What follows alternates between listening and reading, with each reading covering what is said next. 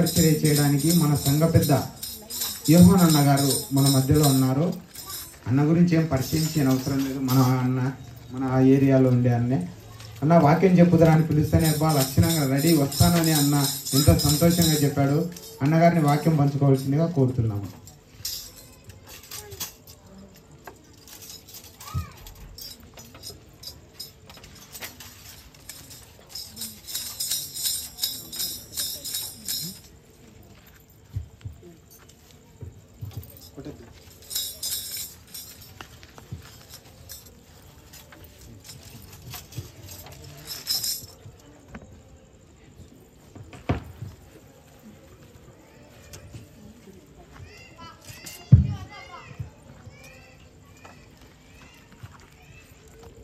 దేవునికి స్తోత్రం కలుగును గాక.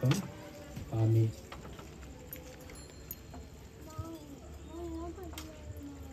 యేసుక్రీస్తు నామమున మీ అందరికీ వందనములు తెలియజేస్తున్నాను. మన సియోనుపురములో సచీపుకు ప్రత్యేకంగా వందనము తెలియజేస్తున్నాను. సియోనుపురములో ఈ దినము దేవుని యొక్క స్థలములో ఇంకా మందిరం పూర్తి కాకున్నా కూడా ఈ స్థలములో ప్రార్థించడానికి మరి మీరు ఇక్కడ వచ్చి దేవుని సన్నిధిలో గడుపుట ఎంత గొప్ప భాగ్యమని మీ అందరికీ మరొకసారి వందనాలు తెలియజేస్తున్నాను. చిన్న ప్రార్థన చేసుకున్నాము. అందరూ తలలో నచ్చినట్లయితే.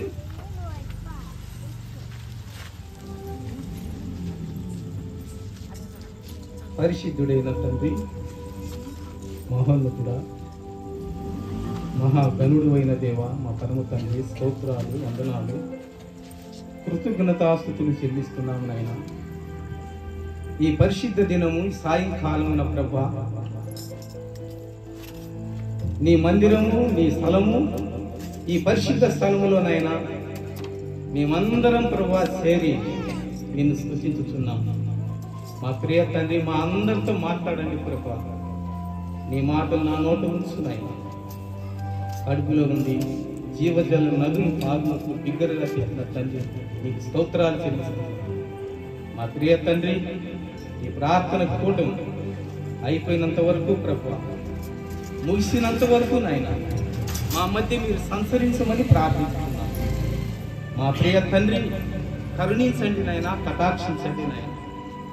మా అందరితో మాట్లాడి తండ్రి, నీవు మహిమ తెచ్చుకోనమని మా ప్రభువుడును మా ప్రియ రక్షకుడు నాయన నజరేయుడైన యేసు క్రీస్తు నామమున అడిగి వేడుకొనుచున్నాం పరమ తండ్రి. ఆమేన్.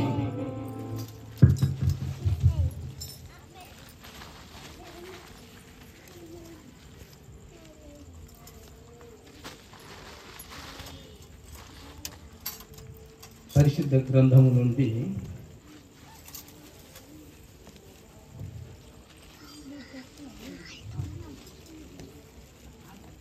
ఇంతవరకు మీరు పాడిన పాటలలో ఓ పాట అర్థం చేసుకున్నప్పుడు పాటల గురించి దేవుని వాక్యంలోనికి వెళుదాం. రాజులకు రారాజువు, ప్రభులకు ప్రభుడు. మరి ఇక్కడ దేవుని యొక్క వాక్యము ఆయన ఆది అంతము లేనివాడు, అందరికీ దేవుడు. ఈ మాట 1 తిమోతి 6:15 చదువుకున్నాం.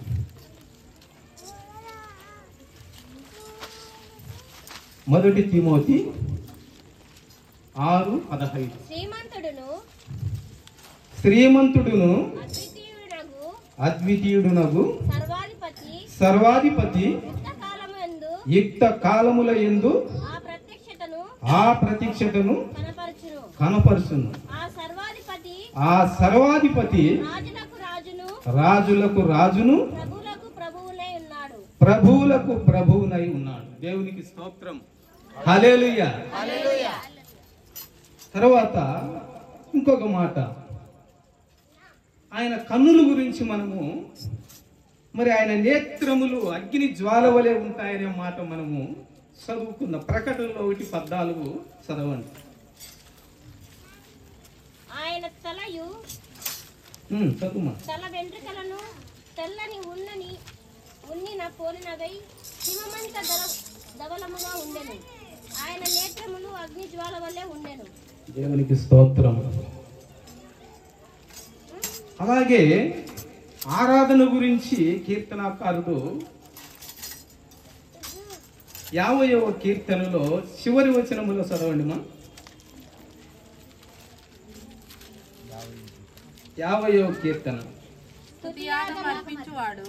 స్తుతియాగం అర్పించువాడు నన్ను మహిమపరచుచున్నాడు. నేను వానికి దేవుని రక్షణ కనపరుచున్నట్లు వాడు మార్గము సిద్ధపరచుకొనెను. ఇక్కడ మనము దేవుని యొక్క సన్నిధిలోనికి వచ్చి మనము సిద్ధపడి ఉన్నాం. ఆయన మాటలు వినాలని, ఆయన చేసిన మేలులు మనం పొందాలని, ఇంకా మన యొక్క ఆలోచనలలో అనేకములు ఉన్నా కూడా యేసుక్రీస్తు ప్రభువు ఒక్కటే రీతిగా ఉన్నవాడు. ఆయన అందరి సమస్యలు తీర్చేవాడు. దేవుని యొక్క వాక్యము సెలవిస్తుంది. ఈ ప్రకటన గ్రంథములో 1వ అధ్యాయంలో మనం చదువుకున్నప్పుడు యేసుక్రీస్తు తన దాసులకు కనపరచుటకు దేవుడు ఆయనకు అనుగ్రహించిన ప్రత్యక్షత. ఈ దినము మనందరికీ ఇక్కడ మనం కూర్చున్నామంటే దేవుని సన్నిధిలో ఇది ఒక ప్రతీక్ష, అంతేనా? ఈరోజు మనం కూడుకున్నామంటే ఇక్కడ మనం ఎక్కడెక్కడ ఉన్నాము, మనము ఏ గృహాలలో మనము జీవిస్తున్నాము, ఇక్కడికి వచ్చి అందరం మనం కూడుకున్నామంటే మనం దేవుని సన్నిధిలో మనము ఆయనను స్తుతించుచున్నాము. యేసుక్రీస్తు తన దాసులకు కనపరచుటకు దేవుడు ఆయనకు అనుగ్రహించిన ప్రతీక్షను గురించి మనం ఇక్కడ మాట్లాడుకుంటున్నాం. ఏమిటి ఆ ప్రతీక్షత? ఆ ప్రతీక్షను చూస్తే ఆయన తన దూత ద్వారా వర్తమానం పంపి తన దాసుడైన యోహానుకు వాటిని సూచించెను. యేసుక్రీస్తు పరలోకము నుండి భూలోకానికి దిగి వచ్చినప్పుడు, ఈ భూలోకాన్ని అంతటిని చూసినప్పుడు నశించిపోకుండా, నరకయాతనమునకు పోకుండా మనల్ని కాపాడాలని ఆయన పరలోకములో ఆయన తండ్రి దగ్గర ఆయన పరలోకములో మహా గొప్ప భాగ్యములు పొందుచు సంతోషించుచున్నాడు. అటువంటి గొప్ప భాగ్యాన్ని వదులుకొని నీ పట్ల నా పట్ల ఆయన చూపిన ప్రేమ ఇంత అంతా కాదు. దేవుడు లోకమును ఎంతో ప్రేమించెను కాగా ఆయన తన అద్వితీయ కుమారుని నామమందు విశ్వాసముంచువాడు నశింపక నిత్య జీవం పొందునట్లు ఆయనను అనుగ్రహించెను. మనందరము నిత్య జీవం పొందాలా. మనందరము ఇక్కడ నరకం అనేది ఉంది, దేవుని రాజ్యం అనేది ఉన్నది. అయితే భూలోకములో పరలోకము నుండి ఆయన చూసి నీ పట్ల నా పట్ల ఆయన తండ్రి దగ్గర నుండి భూలోకానికి దిగి వచ్చి చూసినప్పుడు లూకా సువార్త 19:10 చదవడిమా.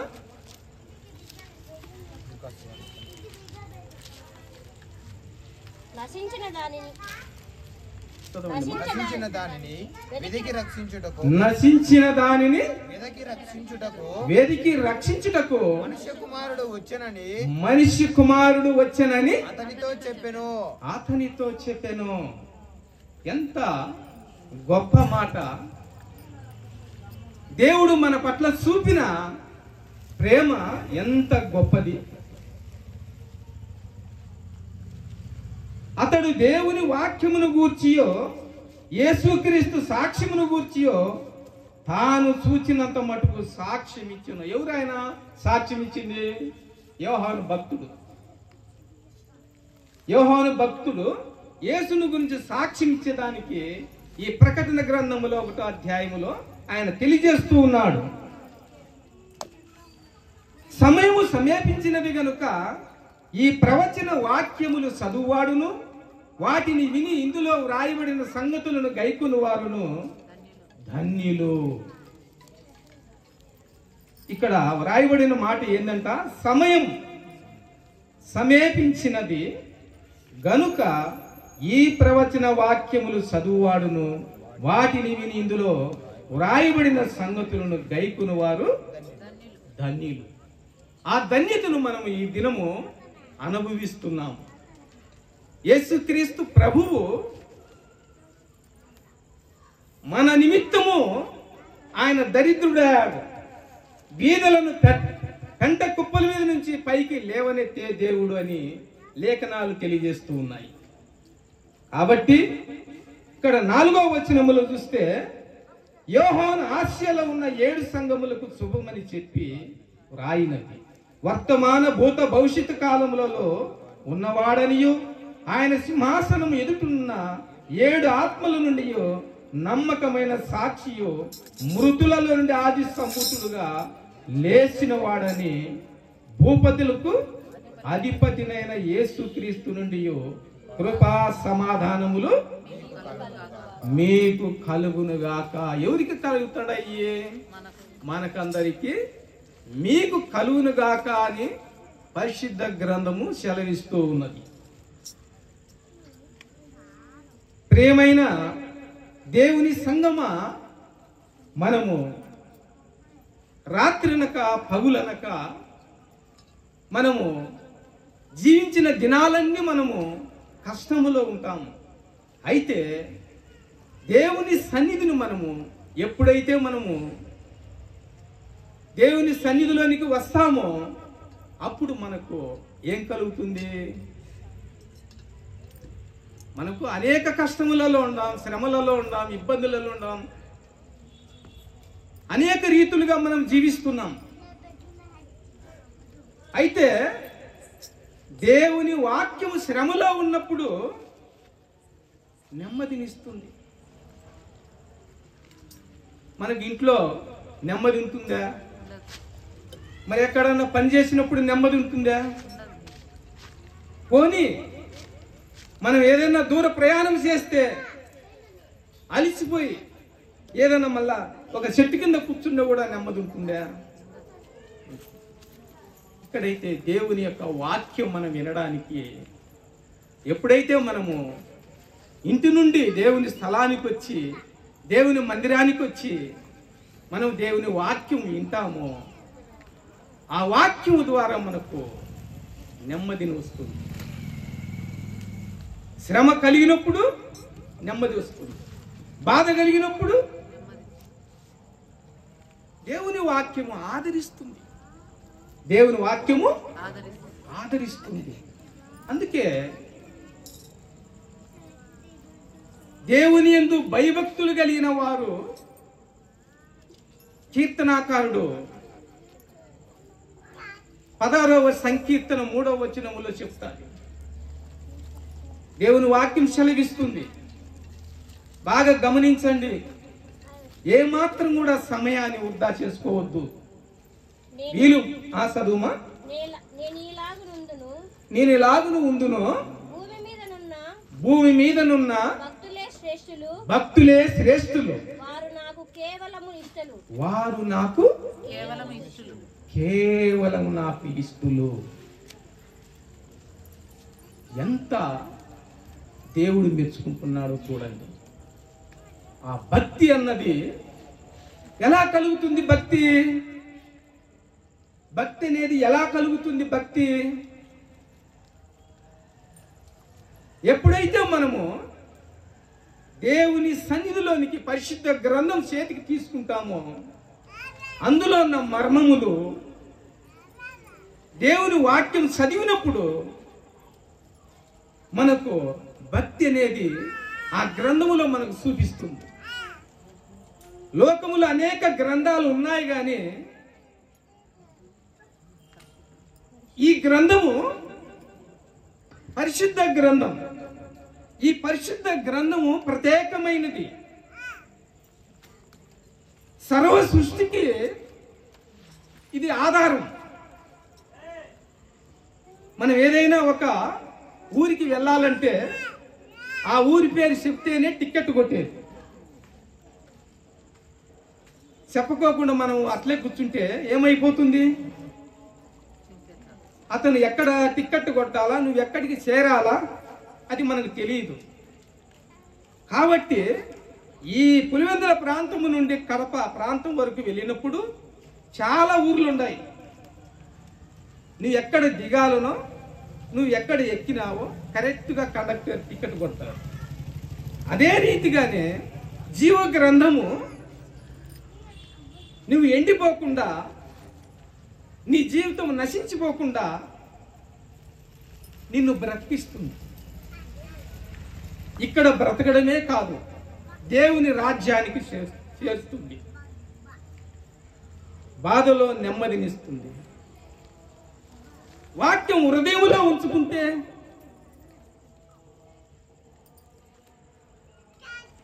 పరిశుద్ధ గ్రంథములో వాక్యం ఉంది. ఆ వాక్యము మన హృదయంలోనికి, గుండెలోనికి చేర్చుకుంటాం. ఆ వాక్యము మన హృదయంలోనికి చేరినప్పుడు, మన హృదయంలో పెట్టుకున్నప్పుడు ఆ వాక్యము పాపము చేయకుండా సంధిస్తుంది. బాగా జాగ్రత్తగా వినండి. లోకం అనేది భయంకరంగా ఉంటుంది. లోకముతో పని లేదు. మనకు ఎవరైతే మనల్ని సృష్టించినాడో, ఎవరైతే మనల్ని పోషిస్తున్నాడో, ఎవరైతే మనల్ని భరించుతున్నాడో ఆయన వైపే మనము శ్రద్ధ చూపాల. ఆయనకు మనం మోకరించాల. ఆయనకు మనము ప్రార్థన చేయాల. మన సమస్యలు ఆయనకు చెప్పుకోవాలా.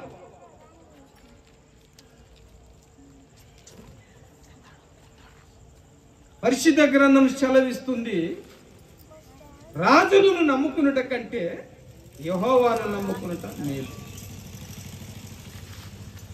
ఎవరిని నమ్ముకోవాలంట? మనుషులను నమ్ముకున్నట కంటే యెహోవాను నమ్ముకున్నట మేలు.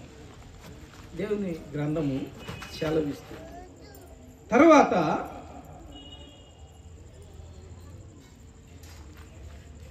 5వ వచనంలోనికి ప్రకటన 1:5లో మనం చూసినప్పుడు, నమ్మకమైన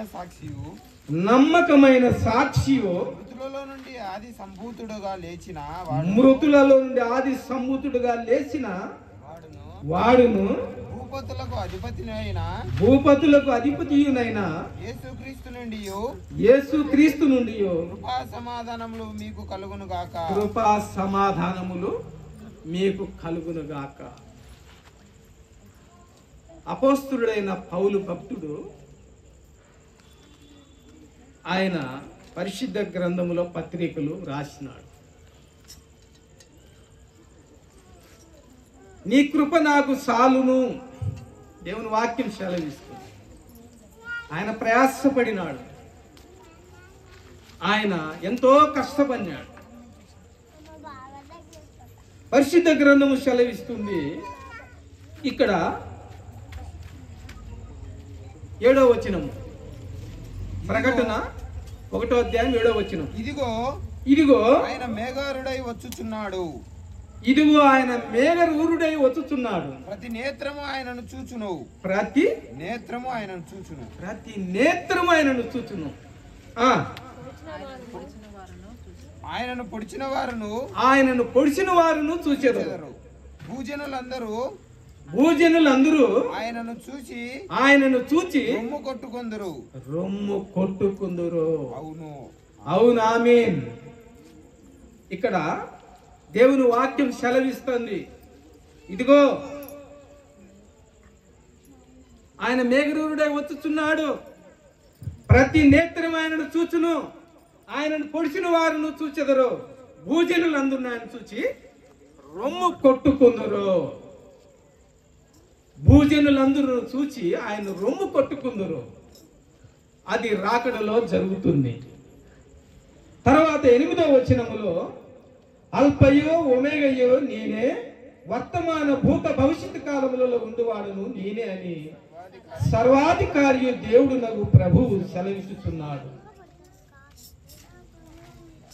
వర్తమాన కాల భూత భవిష్యత్తు కాలములలో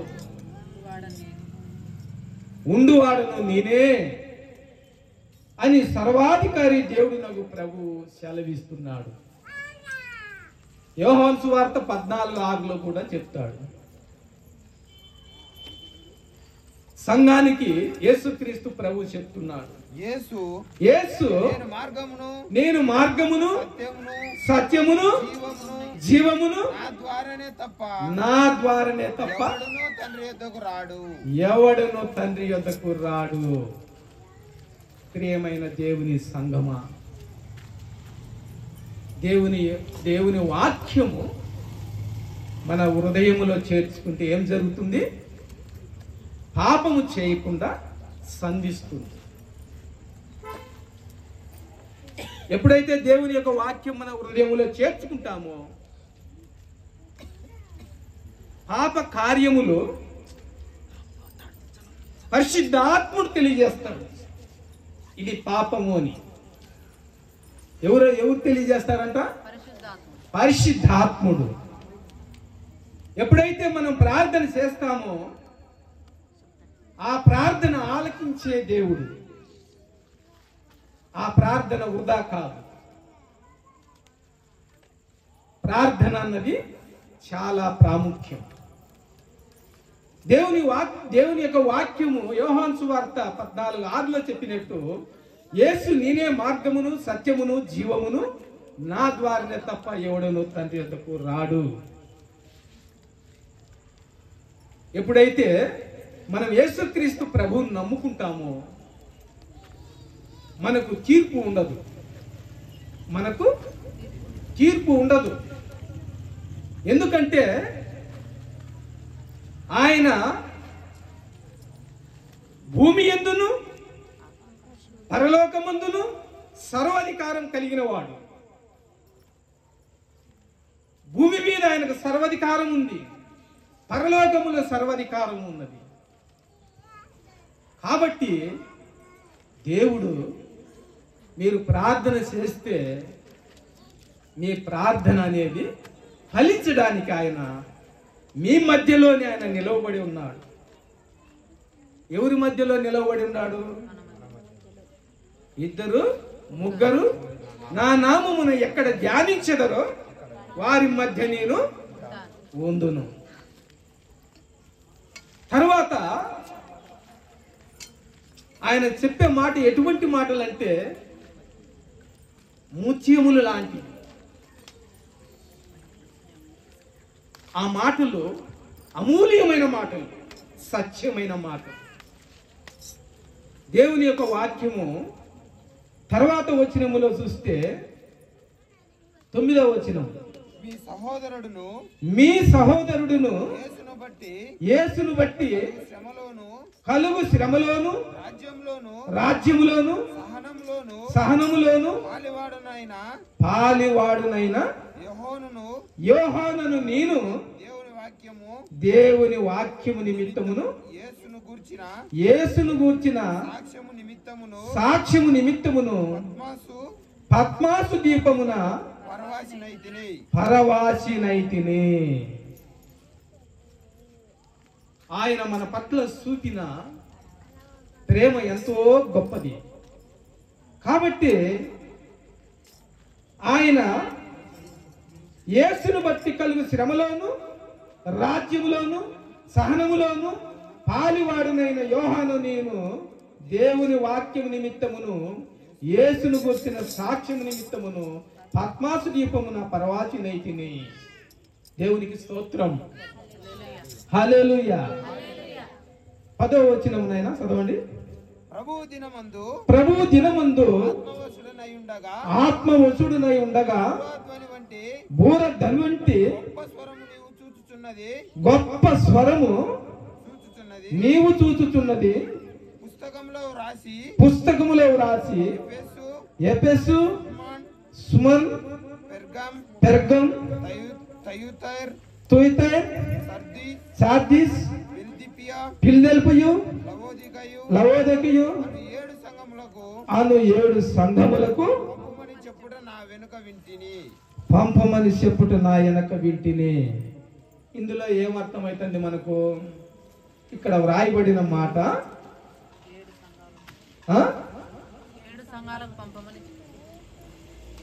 ప్రభువు దినమందు ఆత్మవశుడనై ఉండగా ఊర ధ్వని వంటి గొప్ప స్వరమును చూస్తున్నది పుస్తకములో వ్రాచి ఎఫెసు స్మర్న పెర్గము తుయతైర సార్దీసు ఫిలదెల్ఫియు లవోదికయు 7 సంఘములకు పంపమని చెప్పుట నా వెనక ఇంటిని.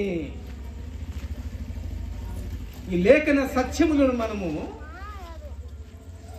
లోతుగా ఆలోచించినట్లయితే ఇక్కడ దేవుని యొక్క వాక్యము సంఘాలకు ఈ దేవుని యొక్క మాట ప్రసారణ అవుతుంది. అయితే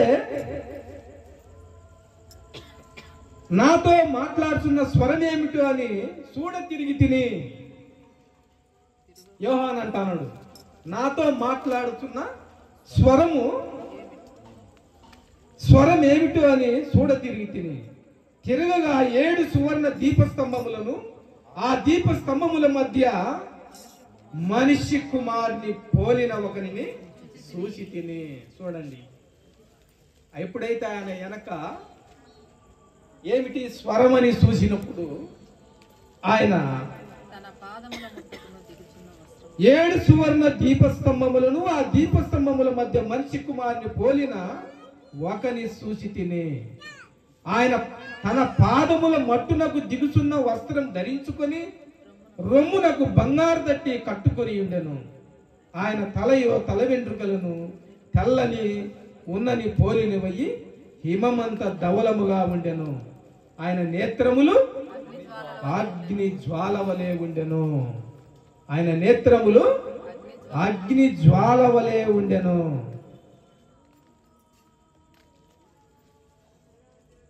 ఆయన పాదములు కొలిమిలో పుటము వేయబడు కొలిమిలో మెరియుచున్న అపరంజితో సమానమై ఉండెను. ఆయన తన కుడి చేత 7 నక్షత్రములు పట్టుకొని ఉండెను. ఆయన నోట నుండి వచ్చు 2 అంచుల ఖడ్గము వంటిది బయలు వెడులుచుండెను. ఆయన ముఖము మహా తేజస్సుతో సూర్యుని వలె ప్రకాశించుచుండెను. ఆయన ముఖం ఎట్లుందంట? యేసుక్రీస్తు ప్రభు ముఖము, ఆయన ముఖము సూర్యుని ప్రకాశించుచున్న సూర్యుని వలె ఉండెను. ఇంకా ఏం రాయబడిందమ్మా ఇక్కడ? నేను ఆయనను చూడగానే సచ్చిన వాని వలె ఆయన పాదముల యొద్ద పడి తిని. ఆయన తన కుడి చేతిని నా మీద ఉంచి నాతో ఇట్లా నేను భయపడుకుము, నేను మొదటివాడను కడపటి వాడను జీవించువాడను మృతుడు నైతిని గాని ఇదిగో యుగ యుగములు సజీవుడునై ఉన్నాను. మరియు మరణము యొక్కయు పాతాళు లోకము యొక్కయో తాళపు చెవులు నా స్వాధీనములో ఉన్న నా స్వాధీనములో ఉన్నవి కాగా కాగా నీవు చూసిన వాటిని ఉన్న వాటిని ఉన్న వాటిని వీటి వెంట కలగబో వాటిని వీటి వెంట కలగబో వాటిని అనగా అనగా నా కుడి చేతిలో నా కుడి చేతులు నువ్వు చూచిన 7 నక్షత్రములను గూర్చిన మర్మమును 7 నక్షత్రములు గూర్చిన మర్మమును ఆ 7 సువర్ణ దీప స్తంభముల సంగతియు ఆ 7 సువర్ణ దీపస్తంభముల సంగతి వ్రాయుము. ఆ 7 నక్షత్రములు ఆ 7 నక్షత్రములు 7 సంఘములకు దూతలు 7 సంఘములకు దూతలు. ఆ 7 దీప స్తంభములు 7 సంఘములు ఆ 7 దీపస్తంభములు 7 సంఘములు 7 సంఘములు. అందుకు సంఘము జీవము కలిగి ఆయన ఎప్పుడు స్తుతులకు పాత్రుడు, ఆరాధనకు యోగ్యుడు. ఆయనకంటూ సెలవు ఉండదు.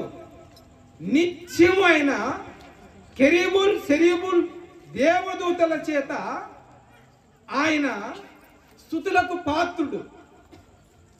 కెరీబుల్ సెరీబుల్ దేవదూతలు నిత్యం ఆయన ఆరాధన చేస్తూ ఉన్నారు.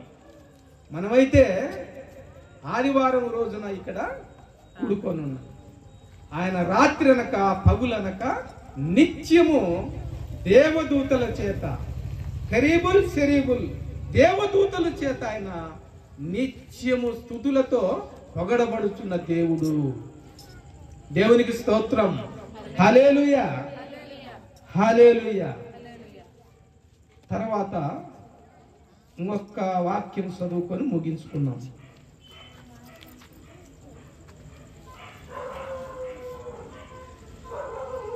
ఎఫెసీయులకు 3వ అధ్యాయము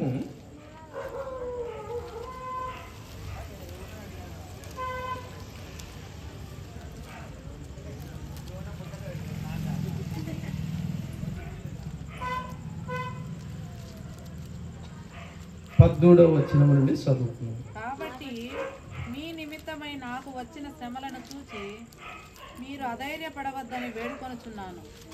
ఇవి మీకు మహిమకరములై ఉన్నవి. ఎవరికంటే మహిమకరములు? మనకు మహిమకరములై ఉన్నవి.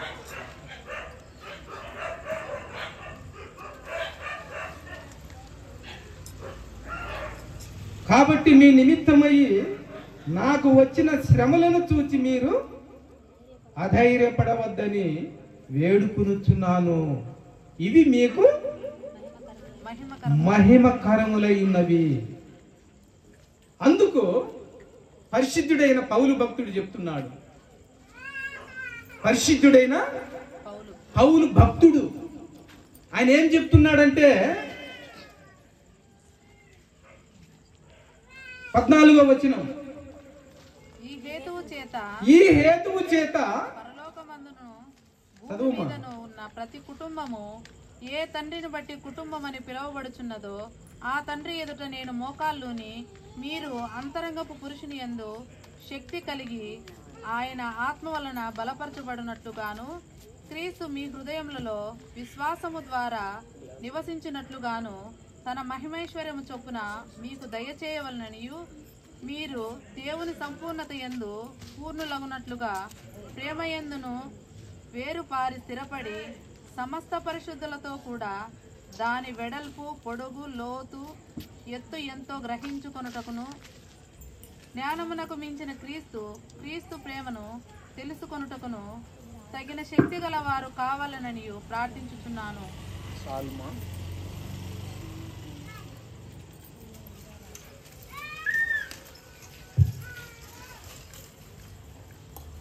పరిశుద్ధుడైన పౌలు భక్తుడు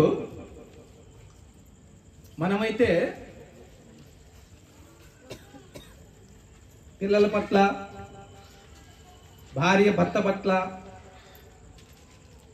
భర్త భార్య పట్ల మరి ఇంక మన పెద్దల పట్ల మన బంధువుల పట్ల అనేక రీతులుగా మనం ప్రార్థన చేసుకుంటూ ఉంటాం.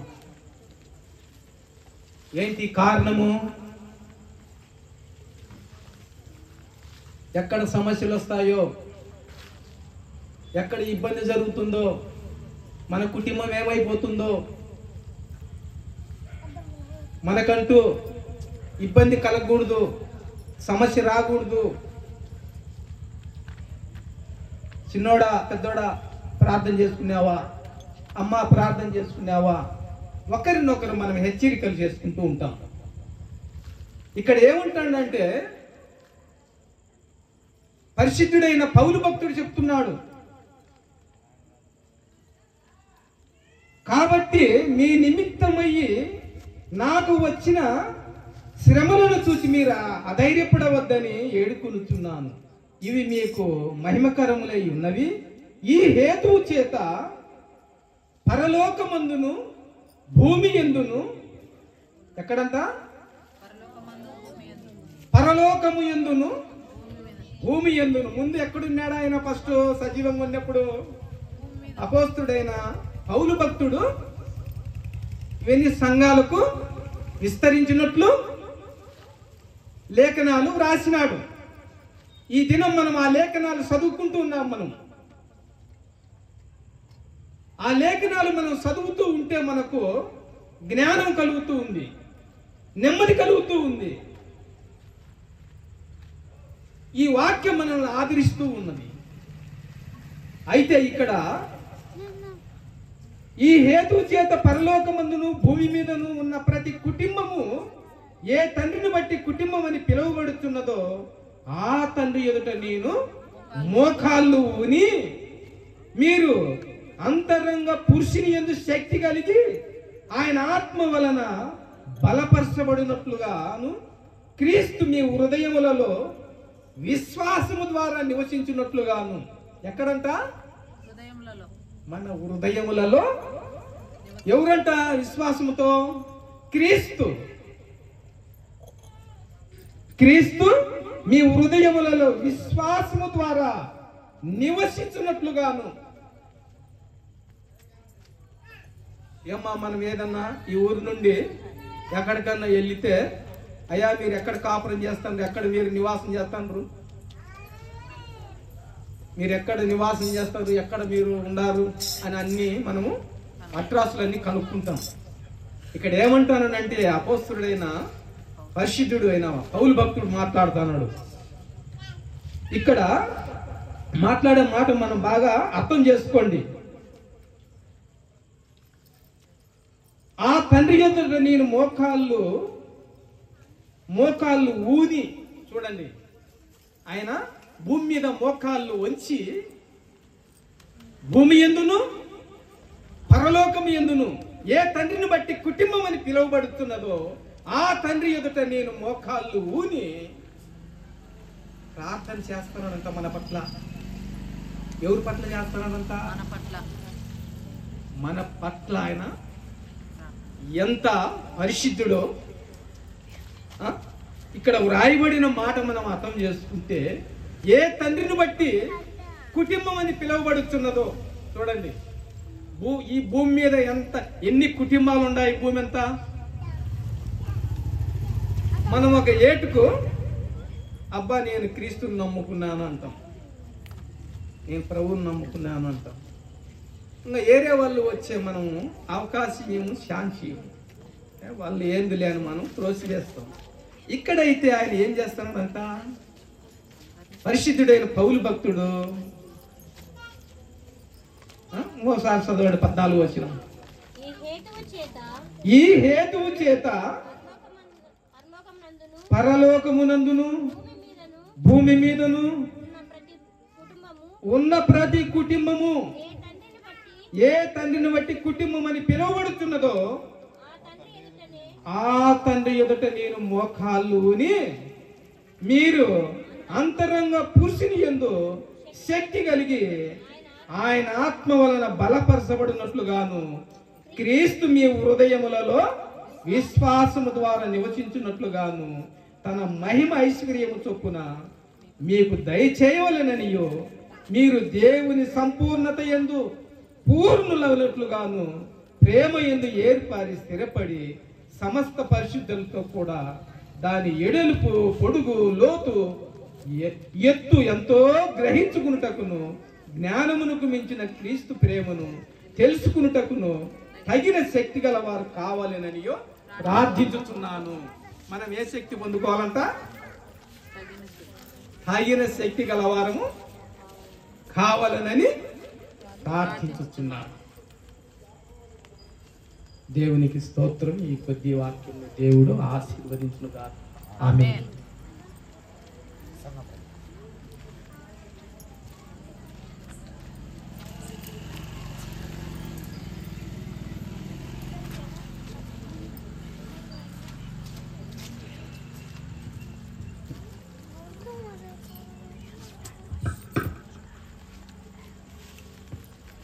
దేవుని నామమున అందరికీ వందనములు. సిఎస్ఐ చర్చ్ సియోన్పురం సంఘ ప్రకటనలు. ప్రతి ఆదివారం సాయంత్రం 7 గంటలకు సంఘ ఆరాధన ప్రారంభమగును. సకాలం అందరూ రావాల్సిన మనవి. గత ఆదివారం ఆరాధన కానుక 646 రూపాయలు. సంఘంలో ఉన్న మొత్తం నిలువ కానుక 6800 రూపాయలు. సంఘం ఆరాధన అనంతరం సంఘ పెద్దలు మీటింగ్ కలదు. సంఘం అంతయు ఉండవలసిందిగా కోరుచున్నాము.